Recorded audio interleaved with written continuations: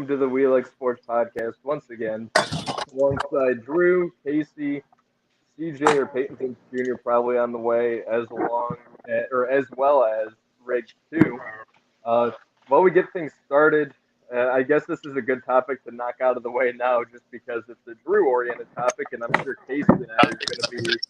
We just know Patrick Kane. That's about it. But I guess with that being said, though, we're going to end up talking a little bit of NHL Trade Deadline today. So I guess it's on me, since I know you probably don't know. Yeah, you have the floor. It's all yours. No, it's been, I was messaging the guys from that effing sports show over the week, the past like 10 days, and we all were saying this is probably the most exciting NHL trade deadline in recent memory. Apparently in the NHL now, first round picks don't matter, because I feel like every trade that went through, there was some first round pick that got traded. They just don't seem to care about them anymore at all. But every team that's good got better. Every team that's at the top of the standings got markedly better. So the Rangers got Tarasenko and Kane and Nico Mikkola on defense. The Devils got Timo Meier. The Bruins got better across the board, and they're already the best team in the league. That's going to be exciting. Carolina didn't do too much. I wasn't too impressed, but I think it's going to get the last 19, 20 games of the NHL are going to be probably some of the best sports you're going to be able to watch in the next month and a half. So with that being said, with the NHL, then it kind of sounds similar to what the NBA draft was, because Casey and I ended up doing a bunch of NBA trade deadline drafts. You're saying that first rounders doesn't matter for the NHL. For the NBA, it was second rounders. You were getting rid of 5 second-round picks for Bones Highland or whatever guy that ended up getting bought out now at this point. Right. It sounds very similar to that way almost. Yeah, I think part of it, and it's probably true in both sports, is it takes a player 3 or 4 years probably to develop into, from a draft pick to a serviceable player on the team. I mean, basketball I think is faster. I think players, like, there are, draft picks that are instantly stars, right? And I think that happens more often than it does in hockey. But if you're a playoff team and you have a chance to win now, what does it matter if you have a player that's going to be good in 4 years? Like, your window is now. You don't get that many windows to win championships.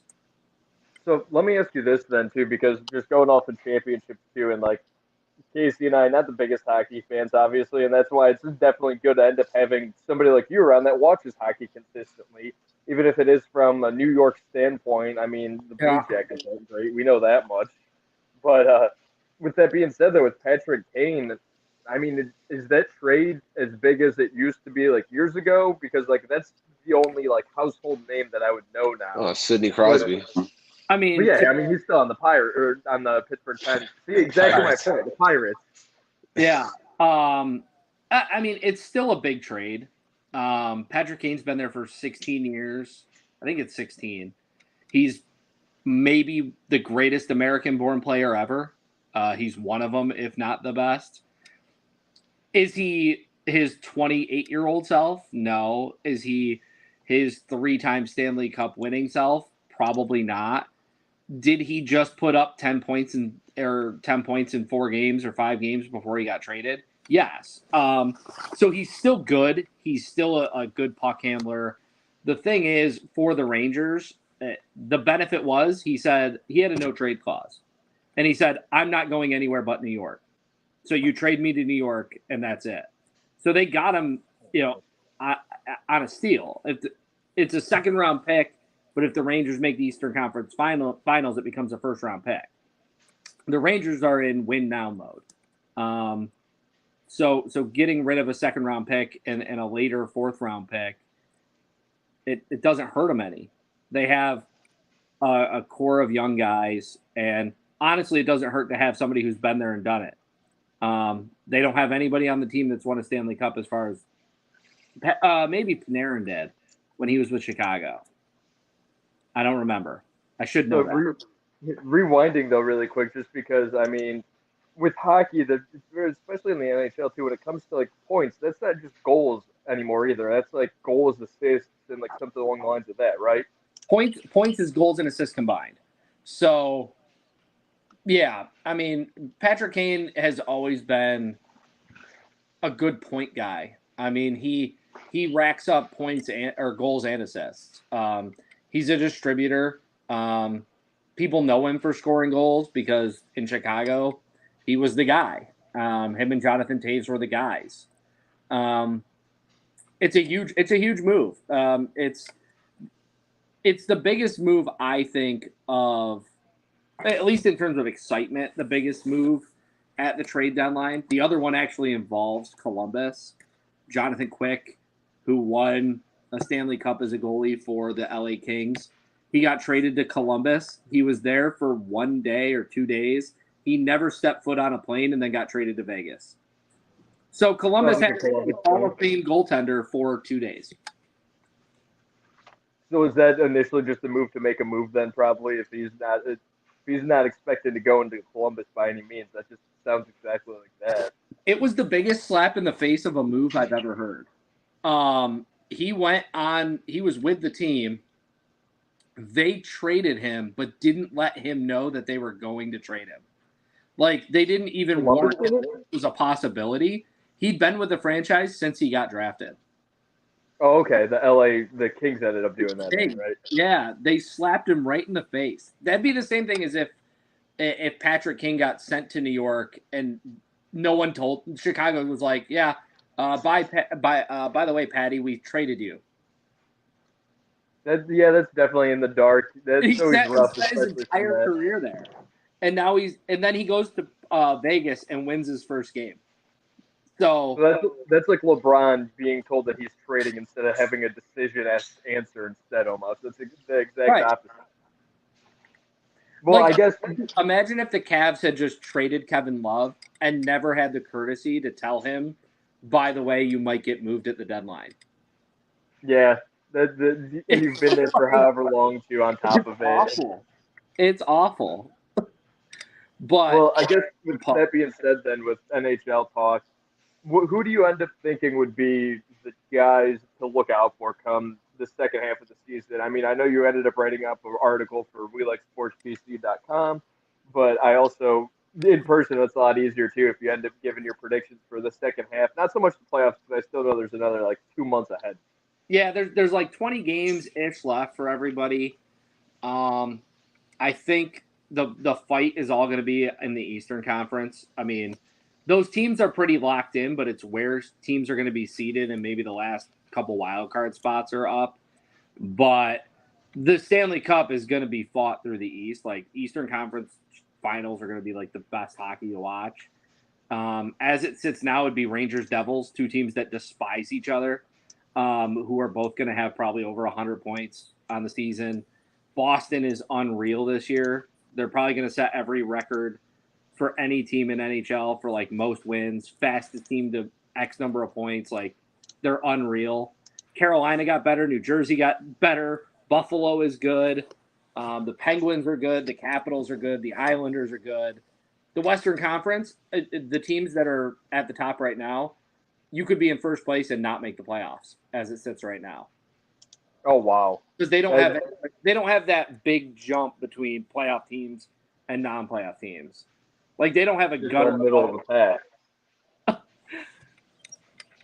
So, prediction-wise, it's tough. I think the teams that are in right now in the East are probably going to stay the same come playoff time, but after the trade deadline, there's no way to know.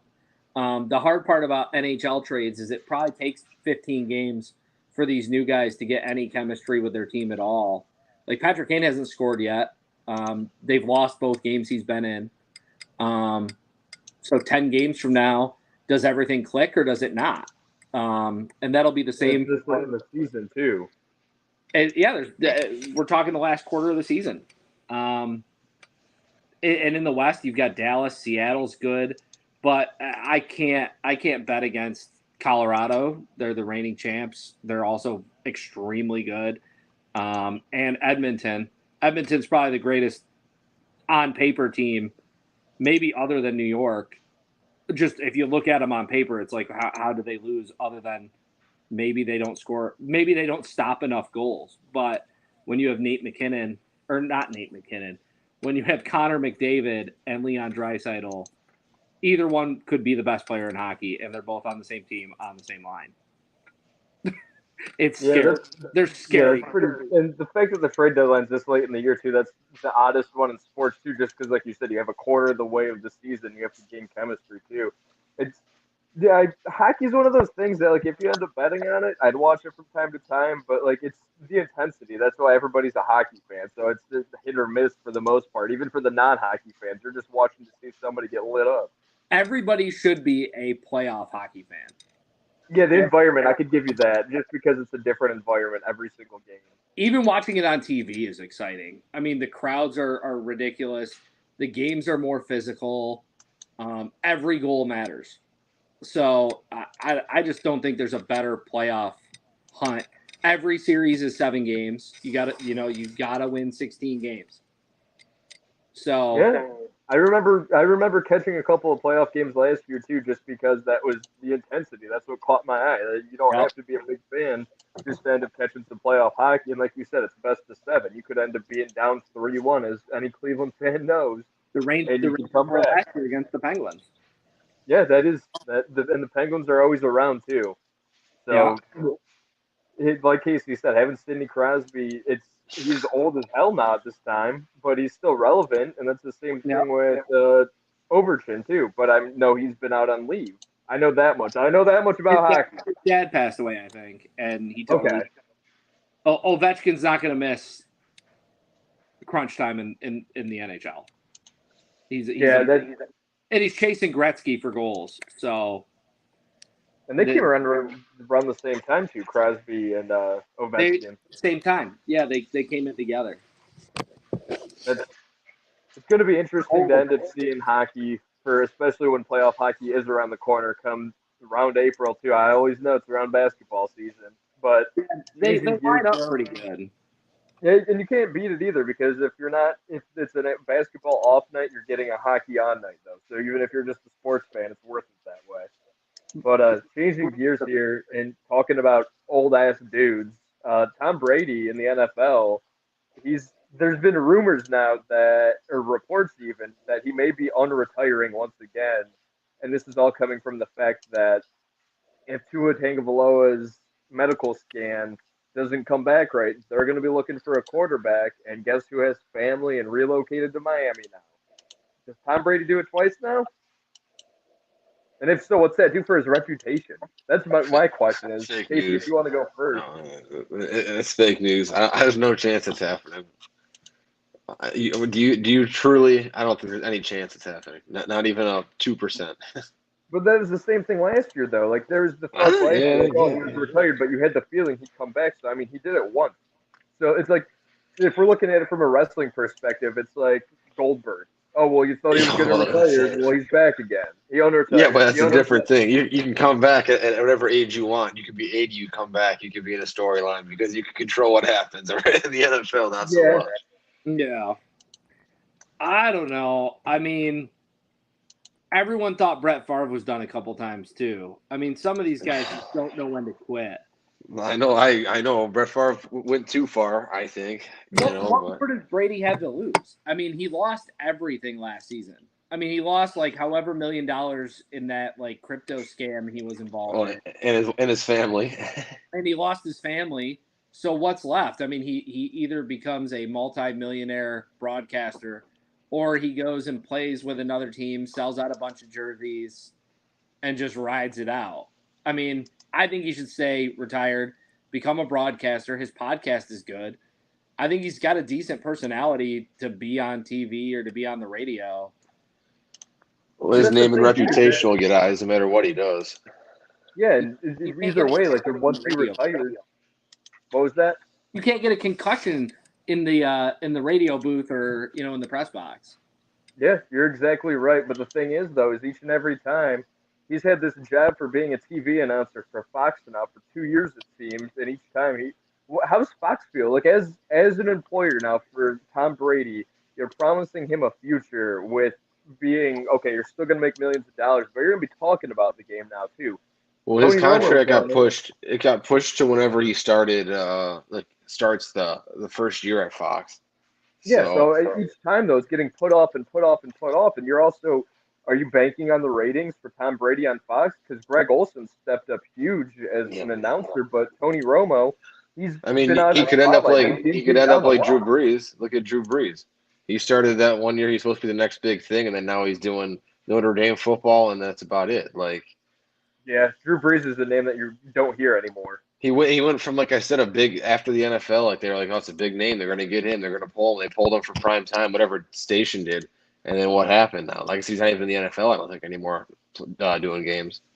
I mean, some of these ex-players are good. I thought Greg Olson was great.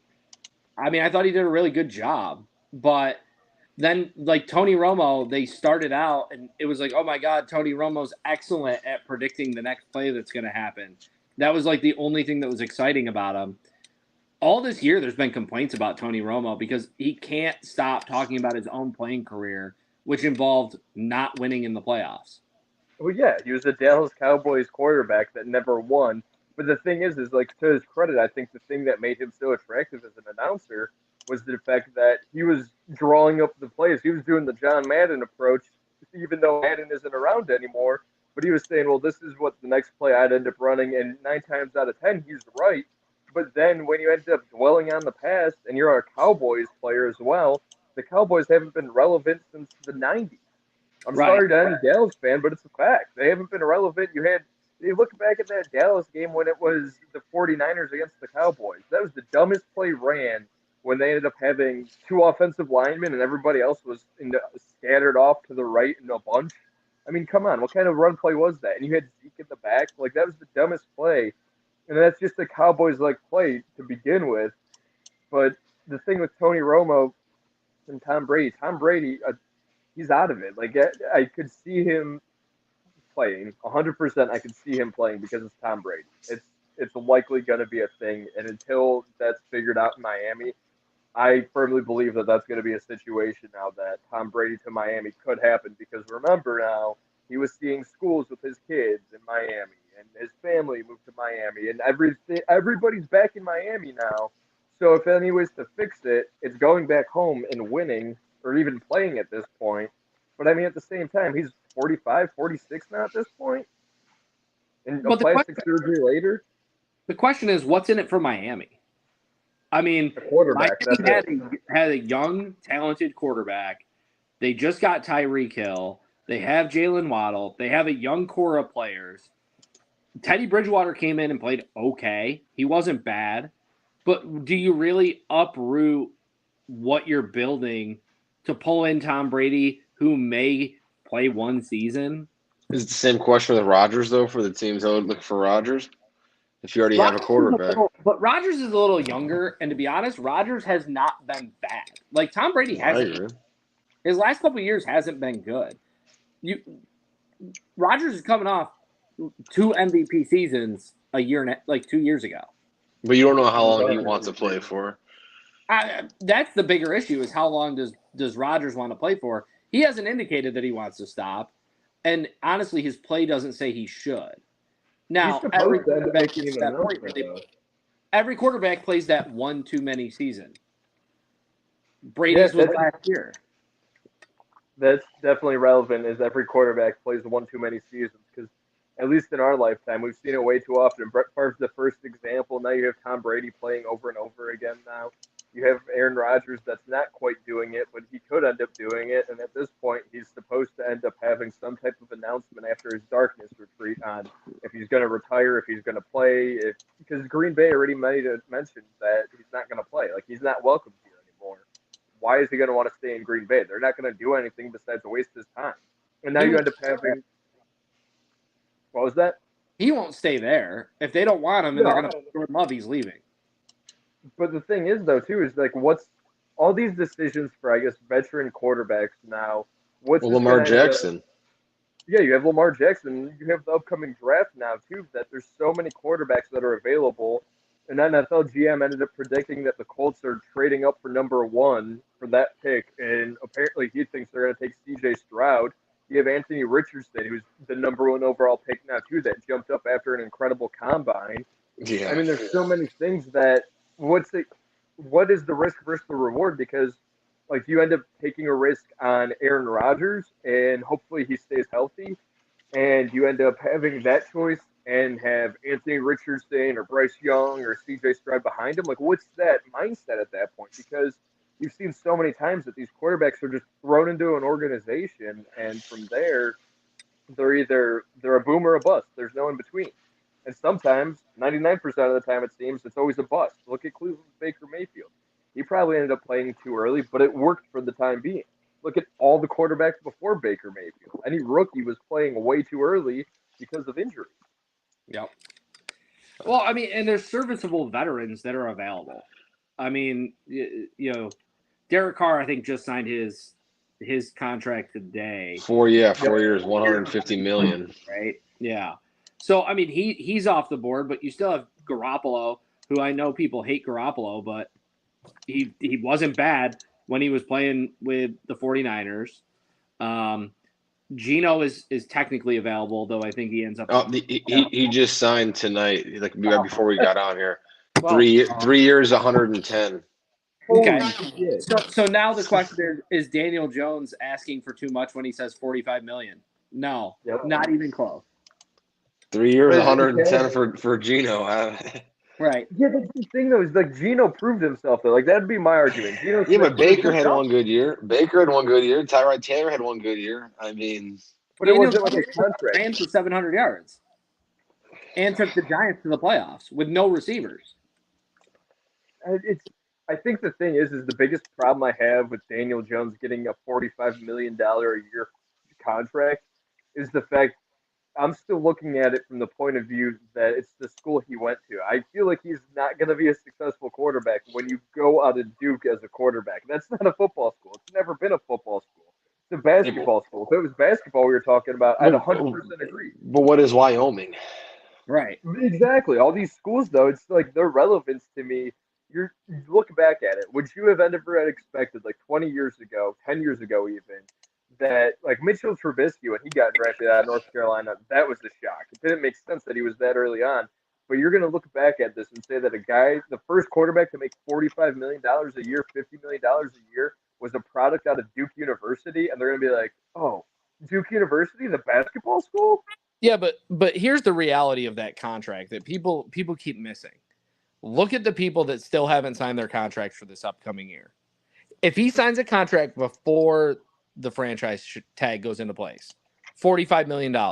In 1 year, he won't be in the top 10 paid quarterbacks in the league. He just won't. Yeah, with that, just the elevated contracts over and over again, year in and year out. They're going to be getting a bargain on him in 3 years. What's the stopping point? How high is it going to keep getting? Didn't Derek Carr just get $45 million a year? That's crazy. Derek Carr just got $45 million a year. What did Geno Smith did? 105 divided by 3. You're looking at $35 million a year almost. 35 for Geno Smith, who's been in. And these guys are older. I mean, Derek Carr's been in the league a long time, and so is Geno. Yeah, Geno. I forgot. Geno had like a period where I thought he was like out of the league. Like Geno Smith is the guy who ruined Eli Manning's Ironman streak. Wait, who did that? When Ben McAdoo benched Eli Manning for that one game, Geno Smith started. And that was after he played for the Jets and got in that fist fight in the locker room. Like, this is the same Geno Smith from like a decade ago who got booted off the Jets. And like that move is just ridiculous. I mean, it came out last week or a week and a half ago that Russell Wilson wanted Pete Carroll out, and it's like that's amazing and mind blowing if that is true. But on top of that, though, you had Geno Smith step in, and he had the success that the Broncos should have had and what they expected this year with Russell Wilson. But instead, Geno Smith is the one that's leading that team. And I mean, yeah, they got DK Metcalf that's a superhuman athlete. But at the same time, Tyler Lockett, you got Kenneth Walker III that kind of emerges as a running back later on in the year. but Seattle was in the playoff hunt, and the Broncos were sitting on their asses at home. And like, how does that feel as a Seattle fan?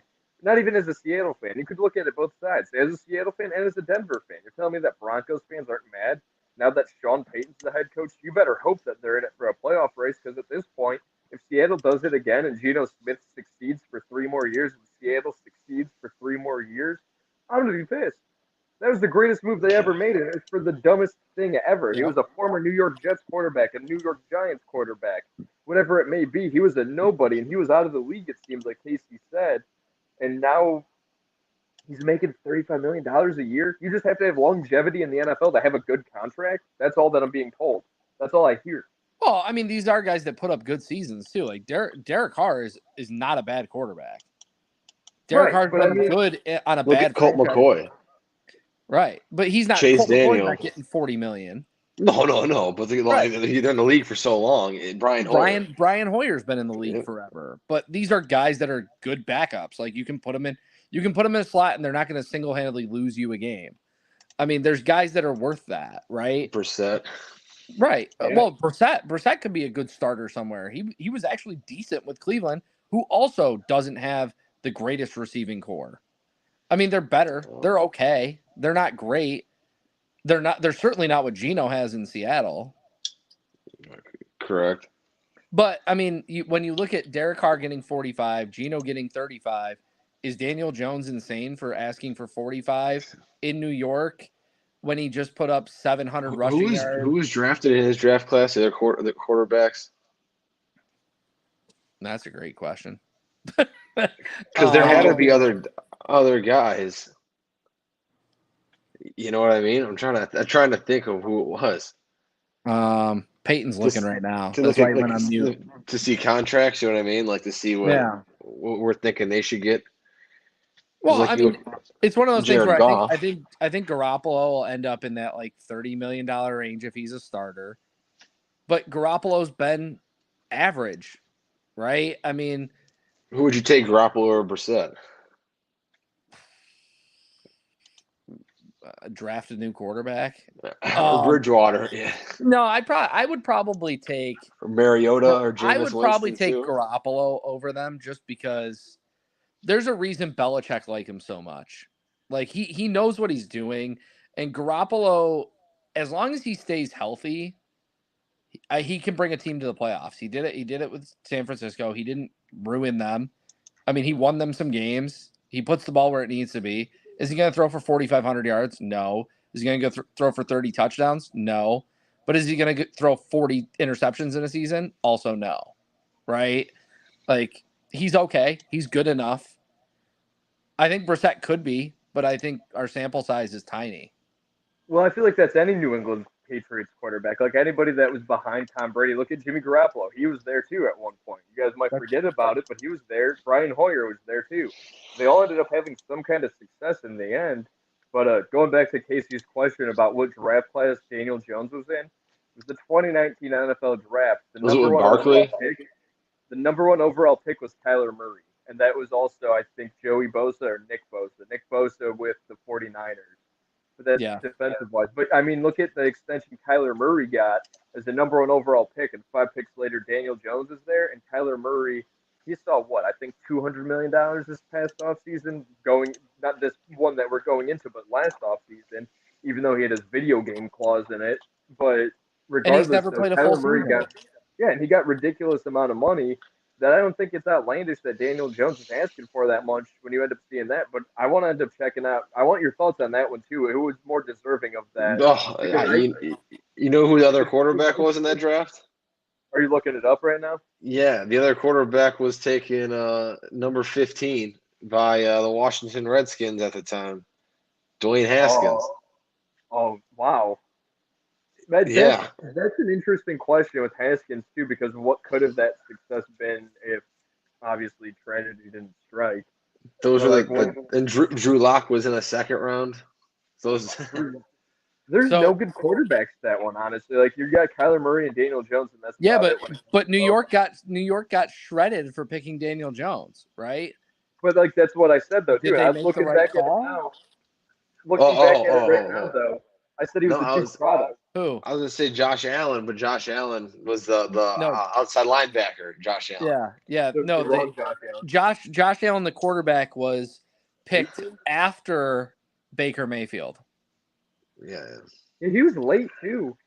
Him, Lamar, and Baker were in the same draft class. Did you guys And remember somebody else. There's another one too. Josh Rosen? He might have been in that one. Yeah. No, Rosen was in the Baker one. Yeah. Yeah. And he was a former Cleveland Brown for about 2 weeks. Yeah. Sounds about Yeah. right. I guess all this is good questions right now with talking about contracts and money, though. I guess let's look at the NFL Combine and switch gears a little bit. With that being said, though, I mean, the biggest thing and the biggest story right now, which is absolutely meaningless in my eyes, is Anthony Richardson. I mean, he broke records. That's cool. He's a Florida product, but he could be right now, as of, March 6th, 2023. As of right now, he could either be a Josh Allen type quarterback or he could be similar to, I don't even know, to Trey Lance, just because he's unproven right now. He could either be somebody that's injury prone or else he could be somebody that the risk is worth the reward.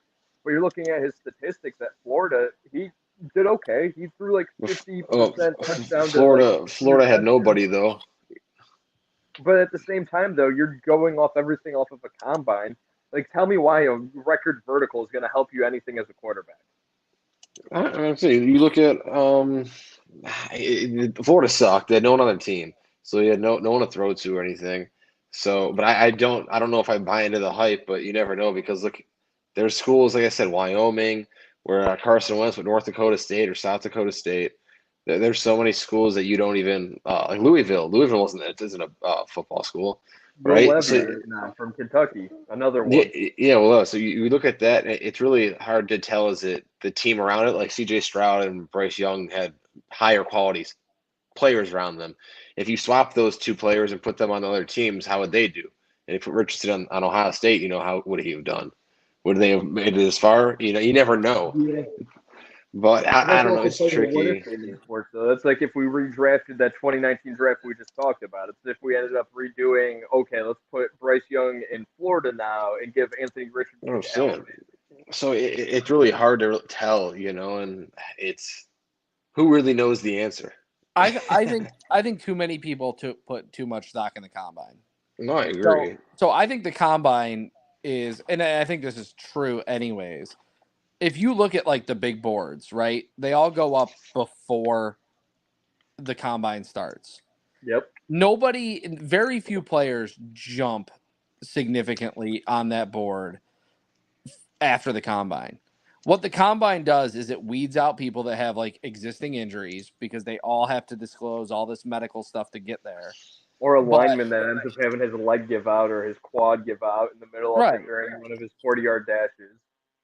Well, and the thing is, so say there's like a receiver out of North Dakota who, put up a good season, but he was primarily a slot receiver and no one really viewed him as anything like a deep threat.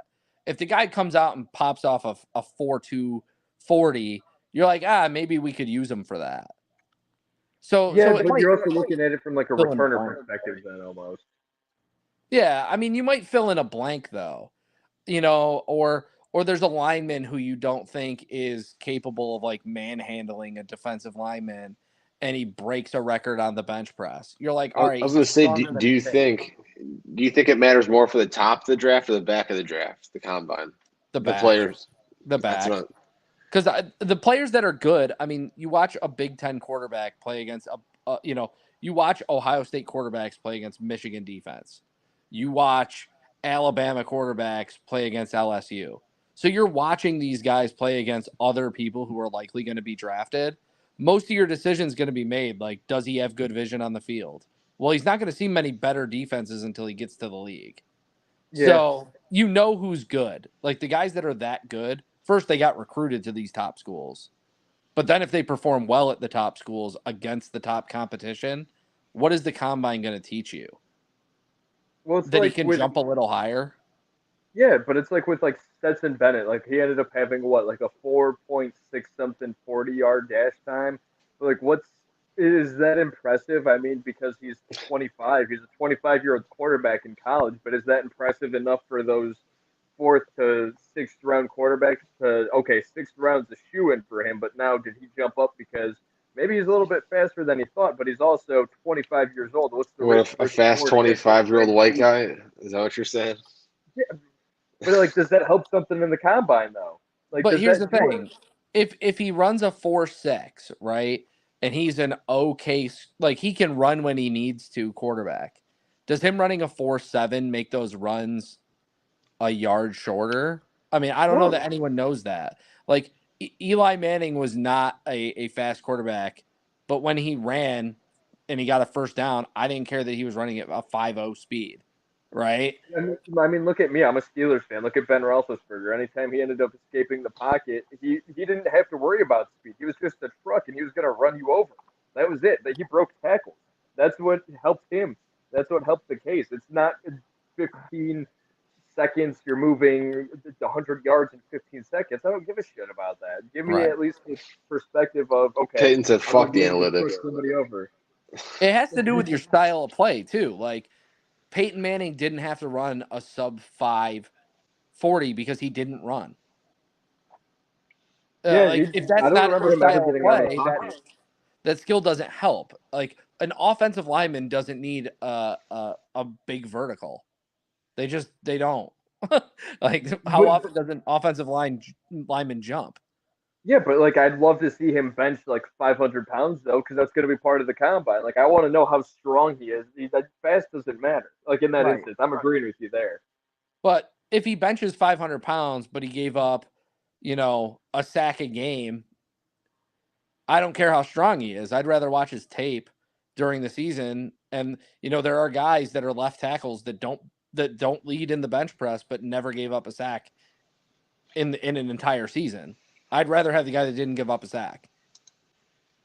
Yeah, I mean, that makes sense. It's a valuable point just because statistics, I feel like we're all here, we're stats guys. Like, if you end up having, like, CJ always ends up saying, like, in those all bad scoring games, the Kings versus Clippers, that huge high scoring affair, somebody has to score the points regardless. Even though it's going to be a bunch of your bench players, somebody still has to score. Whether or not it's you, Drew, whether it's me, whether it's Casey, somebody still has to score these points because otherwise it's going to be an unwatchable game and we're going to get destroyed. But somebody still has to score. Jason Tatum might be out tonight for the Celtics, but he still needs to have somebody else to score. Jaylen Brown might step up. Like, it's that kind of situation. Oh, yeah. The Cavs are losing right now, so. Yeah, I saw that. That's why I mentioned it. But I guess with that being said, though, with the NFL Combine, is it worth changing? And if so, how do you end up changing it? Like, what do you change about it? Like, is it more so, are you focusing on film now? And I mean, we're not even talking about the Georgia linebacker that ended up getting arrested. That's not even mentioned right now. But I mean, that's the whole entire situation that I'm sure we can cover on next week because there'll still be relevant news. But how much does that hurt his draft stock? Something to think about for the future on that one. I want to say it's Jalen Carter. Yeah. But how much, like, could you change the combine? And if so, what do you change it with? Like, what could you help out the combine with so that fans are actually intrigued, so that your tape and, like, your ability on the field makes sense? I don't think there's anything. I mean, it is what it is, I think, you either have it or you don't. I don't think there's any adjusting. No, I think it's got to be dictated by the teams. Like, the whole point of the combine, pro day. What do the teams want, right? I mean, obviously they developed what skills they're going to have people practice or do during it. But if you want the fans to be more excited, I mean, I'm bored with the 40-yard dash. I'm bored with the bench press. Like, all these guys are freaks now, right? Like a skills challenge thing. That's what it would be. Right. I mean, I'd rather see a guy have to read a defense. I'd rather see a receiver. I'd rather see accurate route running or the ability to get separation. And those drills are good for the corner and the receiver. These guys are going one-on-one. They're both being evaluated at the same time. I think that's useful. I don't know that the bench press is all that useful. I mean, look at the Pro Bowl. When you end up having the skills competition, I'd be intrigued more so as an NFL GM instead of worrying about dashes, bench press, verticals. Look at like that best catch competition they had when it was like Stephon Diggs, Trayvon Diggs, all your best catchers in the NFL, and they're diving for these, like they're making their best effort to not only show off, but they're also making a play too at the same time. That's the underlying thing that nobody's really paying attention to.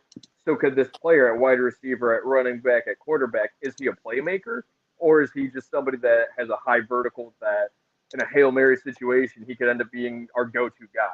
Like, is that what the NFL Combine is doing, or do you do a skills competition route similar to that? I like that skills competition idea. I think the quarterback skills competition is probably the best for like accurate passing. I don't know. Maybe the combine should become they all just line up and play dodgeball. Yeah, that would be interesting to say the least. But I don't know. I don't watch the combine. I like look at the highlights of it if something cool happens. But in general, how many people have done really well at the combine and turned out to be nothing, and how many people have sucked at the combine, i.e., Tom Brady, and become awesome? So. Yeah. I mean, it to me, it's nothing. It's a way for fringe players to show they have a little bit more, and those guys that are in those middle rounds to really separate themselves. But let's put it this way: C.J. Stroud could have the worst combine in history, and he's not dropping out of the first round. Yeah, but like the thing is with Stroud right now, it's very questionable because unless he got hurt. Right. Yeah. Right. But now you end up having him like he's without a doubt a top 10 quarterback. But like the Colts, like the rumor today or the report today with the NFL GM predicting that the Colts are going to trade up and get Stroud. Is Stroud a number one overall quarterback, or is he just top 10? And it, like looking at the playoffs and against Georgia, I think he deserves to be number one. And if you would have had a second game, obviously more tape, more film, he's going to end up having an even better reason to be number one. But like those last couple of weeks of the season, he made up a good argument to be number one overall. But instead, Bryce Young, because he's an Alabama quarterback, kind of seems like that's why he has the edge. And now Anthony Richardson, just the last couple of weeks, his odds are going higher and higher up just because he's that underlying talent that people like. Will Levy was somebody that was supposed to be top 15, top 10, where Anthony Richardson's at, and now he's kind of dropped down. And is it because the aspect of he's a Kentucky quarterback and that's Florida? Like, is that looked at that way for the draft even too?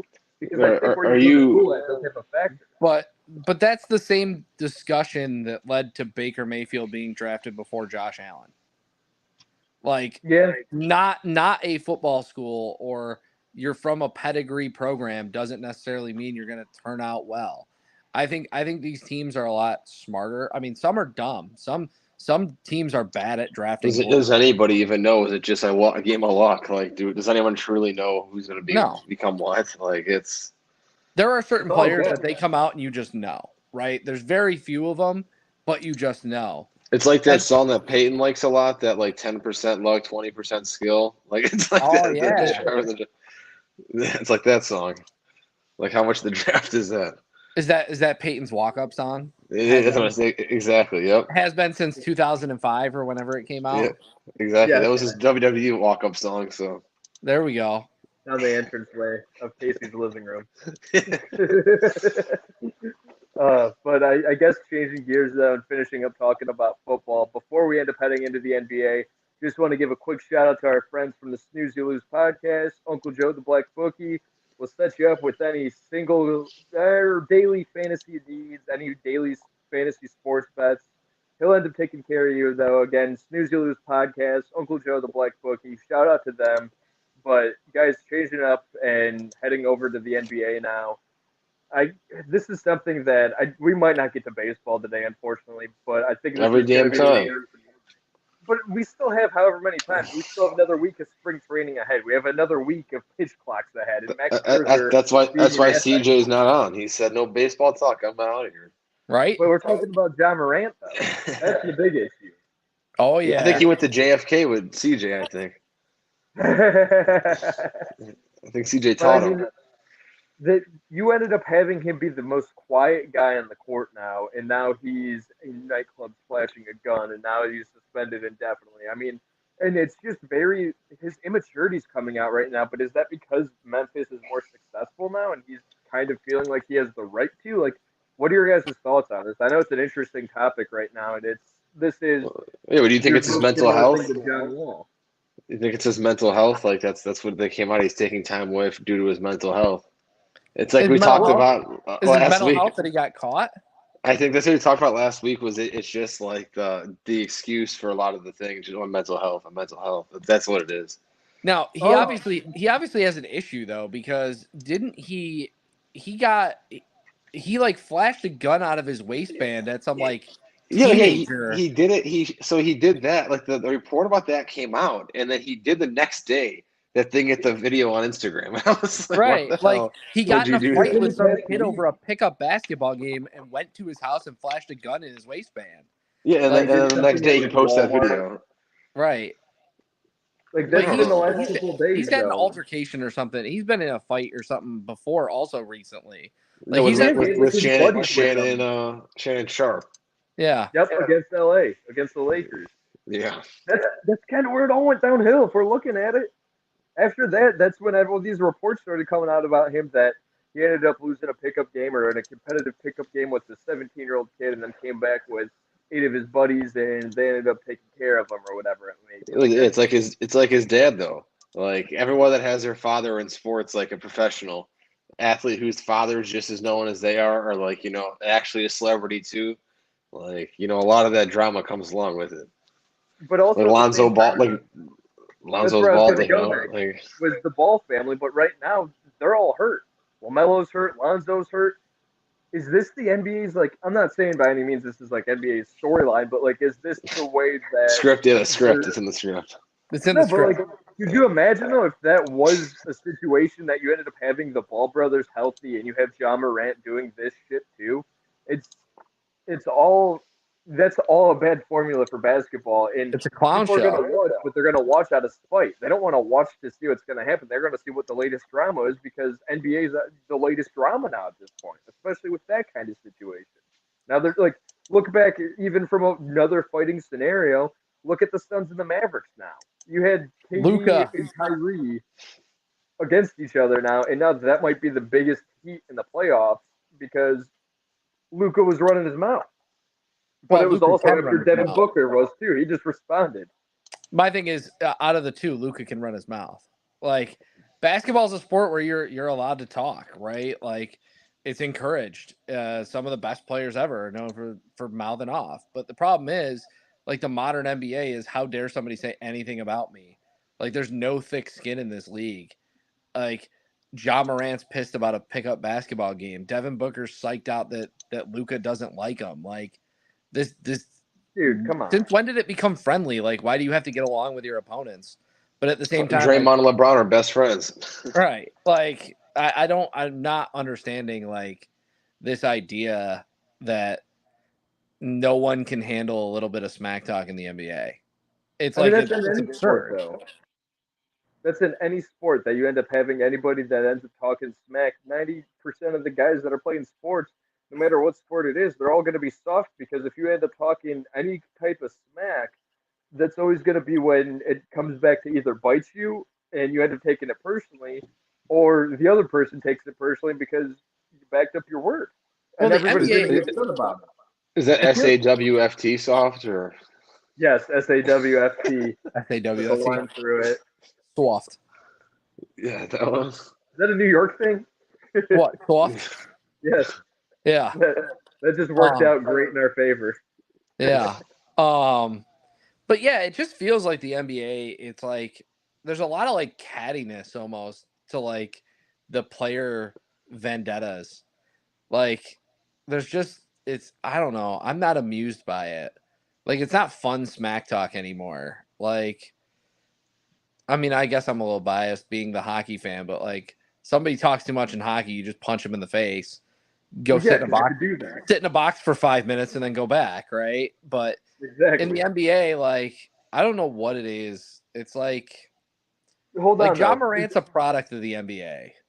But this is also connecting everything, though, too. Not only did you end up saying Ja Morant, you ended up saying penalty box Cleveland fans right here. 2 out of the 3 of us. Cavaliers against Memphis Grizzlies. Dylan Brooks, Donovan Mitchell. You got smack talk but that's also, is it just in the type of team? Like, is that Memphis? Is that the Grizzlies? Because Dylan Brooks ended up having how many dirty plays now? And Donovan Mitchell is like, somebody needs to do something about that because he doesn't belong in the court. He doesn't belong playing basketball with us because he's being a child. And even if he's talking smack or vice versa, he's the one retaliating and throwing a fit on the court. And John Morant's your teammate too. That's when everything ends up becoming questionable when it's a team thing too, because is that the Memphis is kind of similar to what we said a long time ago. Like the Rockets, they have a couple veterans, but now that they're winning, that doesn't matter and they don't care, kind of like the Rockets, but it's just more on the successful side. Is that the case? I mean, there's definitely locker room cultures. I mean, there's no doubt that there's definitely locker room cultures, and bad attitudes breed more bad attitudes, right? I mean, teams that win, I mean, you don't hear about this kind of stuff. Like the really great teams, you don't hear about this stuff. Like the only reason you're hearing about the Mavericks is because the Suns have Devin Booker, who's got a big mouth, right? Yep. Like that's why you're hearing about it. And now, Memphis, it's you go from one player to the next to the next to the next, and you're getting the same accusations. And whether it's dirty play or whether it's the off the court issues, they don't have anybody that's like reining them in. I mean, I think the Cavs, like Donovan Mitchell threw down against Memphis, but it was retaliatory. Like the Yep. Cavs don't have that going on, right? The Bucks don't have that going on. I think Giannis is pretty good at reining in his teammates. Like, we're here to win basketball games. You're not here to, brandish your gun in a club. Like, you're here to win games. I don't think Memphis has anybody like that. I think they're just a bunch of young guys that are having some success, but a couple bad eggs, it breeds a culture like that. Hey, the question is, the only question you haven't asked yet is, I'm waiting for you to ask. You haven't asked it. Are the Grizzlies the dirtiest player in the game? You didn't ask that. Dirtiest team? Oh, dirtiest player in the game. That's a fair question though, because it's been a consistent issue though. I mean, it happened with John Morant and Shannon Sharp, like you said before, with LeBron, and that's another thing too. Is LeBron's out now too. That's another topic of discussion for the future and how that affects the Lakers. But I wouldn't doubt it though that Memphis is the dirtiest. It's the Lakers. They're not going to make the playoffs at this point, even if LeBron is the centerpiece of that. Don't worry. They'll squeak into the final spot. LeBron will come back. He'll be the hero that leads them to victory. It's the script. They leaked it to me. Yeah, Peyton exposed it earlier, too. So. Yeah, I did mention that S word, and it wasn't soft. But, yeah, I mean, that can't teach that, Peyton. The Grizzlies would be the dirtiest team in the game, though, I think, right? It's not quite, I'd say, similar to the Bulls just because the Bulls had success in the 90s. But it's like, I don't want to say it's like, I feel like I'm going to be old if I say that, but like they're young punks. And I'm only 27 almost. If you're going to talk the 90s, it's not the Bulls. It's the Pistons. It's the Pistons, yeah. Oh, yes, the bad boys, yep. Right. It's the Pistons, but this isn't that, right? This isn't dirty. Like, the Pistons were dirty, but they were open about what their game plan was. And it was mostly against big stars. They were like, we're going to hack. We're going to body them out. If we take fouls, we're going to take fouls. Like, their game plan was their game plan. They were open about being dirty. The style's impossible now. Yeah, you can't play that way. I think what Memphis is doing, they're definitely the dirtiest team in the NBA, but they also want to play victims when they're doing that, right? Like it's like the Warriors the year we won in 2016. Yeah, like we're gonna take Draymond was a dirt ball in those playoffs. Yep. I mean, look at the kicks to the groin. Like, there's enough of them that like throwing mouth guards and whatnot too. It's not accidental to kick somebody in the nuts that many times in the playoffs. Like, it's just not. But that was one player. This is a team, right? I mean, but they want to be the victims while they're also the ones causing the issue. The thing is, though, is that what makes me wonder next is for the Grizzlies Now they're saying John Morant's out indefinitely, and what's that mean now to them? Because he is a good player, regardless. Even if he's making dumb decisions, he's averaging what 25 plus points a night, maybe even 30. They definitely got That's worse. a big piece. They definitely get worse without him. Yeah. I mean, it's the equivalent of losing any star. I mean, he's the best player on that team. It's like the Cavs lose Donovan Mitchell. Right. Yep. I mean, that's their star. I mean, you lose a star, you basically have to weather the storm if and when until they come back. If they come back, I mean, Morant will be back. The NBA doesn't care about the stuff that he just did. They just don't. Yeah, it's true. He'll be back in a week, and there will be no media coverage of it after that point. Like, they'll just stop talking about it.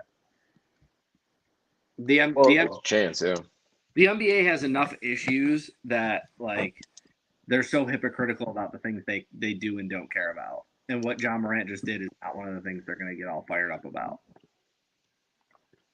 Yeah, and that's just the way the NBA is, unfortunately. You wish it'd be different, but right now, though, if you're a top dog in the West or in any playoff race, you're going to end up getting ratings if he ends up coming back. And it's all about money in the long run. That's all they want. They just want the cash. Yep. Mucho dinero. But I guess the last topic we'll still hit baseball just briefly. But last question, instead of your who is the player? Jack Hanahan. Mine was Fausto Carmona going into the day.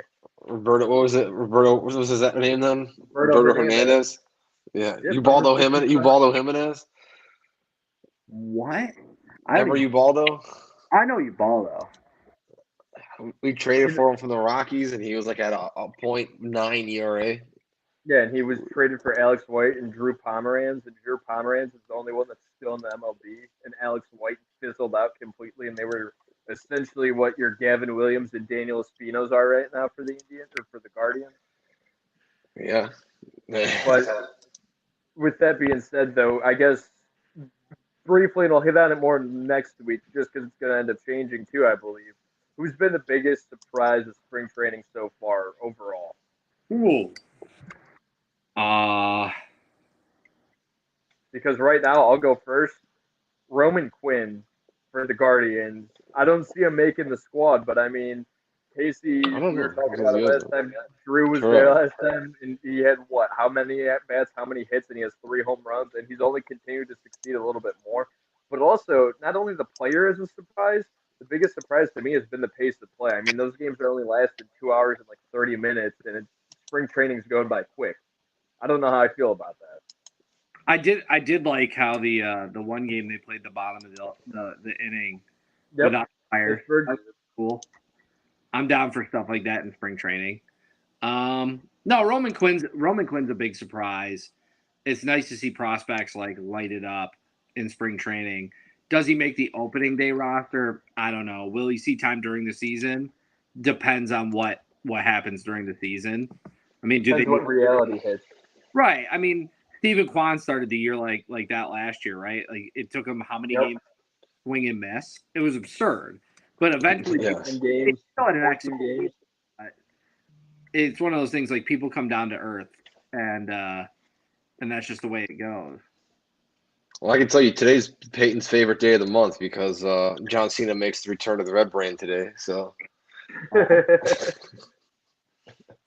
But do you guys end up having any surprises that you end up thinking of right now, or something to hit on for next week to keep it in mind? I mean, my random New York player of the week last week was the Mets player of the game. So there's that. I played Little League with the kids, so I gotta hype them up. Well, I played Little League with this kid, Peyton. So look at my claim to fame. Yeah, you know. Going backwards in life, just like my hairline, per usual. I know how. Right. Yeah, you know how that feels, but you also have a little bit more years on me too, and that's the disappointing part for me. Yeah, I'm getting old. But anyways, guys, thanks for joining us on the We Like Sportz Podcast. Next week, check us out 7 to 8 o'clock Monday. Obviously, we'll try to hit baseball. I've been trying to hold off on it because I think baseball next week, we could just talk baseball all day. But we also have another week of spring training then. special baseball segment. Ooh, backyard baseball, like the game, the PC. The game Grand right here? Slam with Peyton Vince. Hell yeah. No, wait, by the way, Albert Pujols, now that he's retired, do you see that post I shared? Yep. He was the last remaining player that had been in a backyard baseball game that was still active. What, The biggest Kenny surprise was Kawaguchi's that- not active anymore? No, but they had that What was one his name? year, like after the original came out, where they put like MLB players in, like Derek Jeter, A-Rod, and all them were in that. Yep.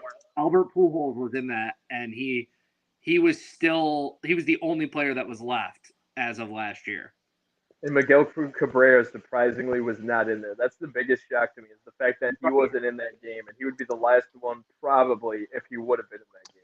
They had a newer one for like the Wii and shit that had other people, but Yeah, but the They original had the classics like correct. Wheeler, Randy Johnson.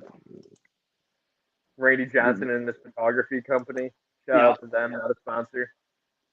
I think Michael Bourne was in the new one. I think. Oh man, that did Michael Morton. Who else? Yeah, Give me exactly. some more. But I think was on that team. Eric Gonzalez, I think. Michael Martinez, Yeah. the loaded 2016 Cleveland Indians roster. But guys, Yeah. thanks for joining in again this week. Next week, I promise to at least do a half hour of baseball. That is a guarantee. I'm putting note of it right now. I'm going to put pen to paper. 30 minutes baseball talk. And that's for next week. That'd be what, 3/13? And then we're less than like 2-3 weeks away from the MLB season to Peyton start. Vince 313 said I was whooped your ass. So Peyton Vince 313 said I just talked some baseball. Well, guys, thank you for tuning in. Guys, thanks for helping out Drew and Casey. We'll see you guys next week again. Before we go, social medias for the both of you guys. At Forest City Sport for me on Twitter.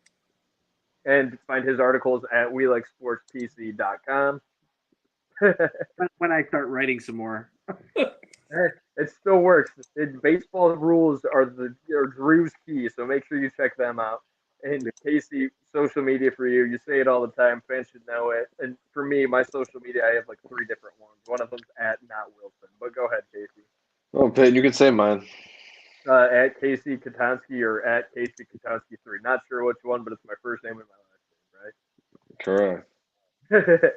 As for me, at Peyton Vince, at We Like Sports PC, as you see scrolling at the bottom on Twitter, at We Like Sports PC.com. I don't know why I put an at there. It's just We Like Sports PC.com.